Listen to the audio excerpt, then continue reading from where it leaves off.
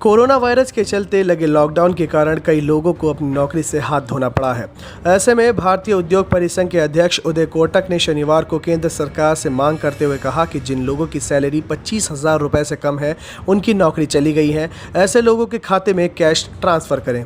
उदय कोटक ने कहा कि मुझे लगता है कि जो लोग 25,000 रुपये से कम कमा रहे हैं और लॉकडाउन की वजह से उनकी नौकरी चली गई है, सरकार को उनके वेतन का करीब 50 से 75% देना चाहिए।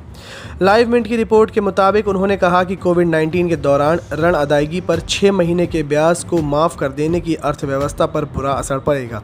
उन्होंने केंद्र सरकार से भारत में व्यापार को आसान बनाने के लिए और अमेरिका और चीन के बीच व्यापारिक संबंध खराब चलने के कारण चीन से जाने वाली अमेरिकी कंपनियों को भारत की ओर आकर्षित करने के लिए कहा है। उन्होंने कहा कि अगर देखा जाए तो इस महामारी ने भारत के लिए कारोबार के नए अवसर के रास्ते खोल दिए हैं। केंद्र ने पहले ही आत्मनिर्भर भारत की घोषणा कर दी है, साथ ही हाल के दिनों में कॉर्पोरेट टैक्स को भी कम कर दिया है। चीन और अमेरिका के बीच व्यापार युद्ध पहले से ही चल रहा है। ऐसे में इन कंपनियों को भारत लाने का सही वक्त है, लेकिन उन्हें यहाँ लाने के लिए हमें श्रम सुधार के साथ ईज़ ऑफ डूइंग बिजनेस को भी बढ़ावा देना होगा। कोटक ने कहा कि सार्वजनिक खर्च बढ़ाने की भी बहुत ज़रूरत है। आपको बता दें कि उदय कोटक ने कोविड-19 संकट से उबरने के लिए कहा था कि भारत को सार्वजनिक खर्च बढ़ाने की ज़रूरत है, चाहे राजकोषीय घाटा भले ही क्यों ना बढ़े।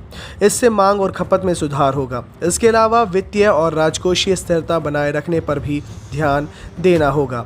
उन्होंने कहा कि सरकार को नागरिकों और कारोबार और वित्तीय क्षेत्र को उबारने के लिए वित्तीय स्थिरता बनाए रखने में साथ साहसपूर्वक खर्च करना चाहिए।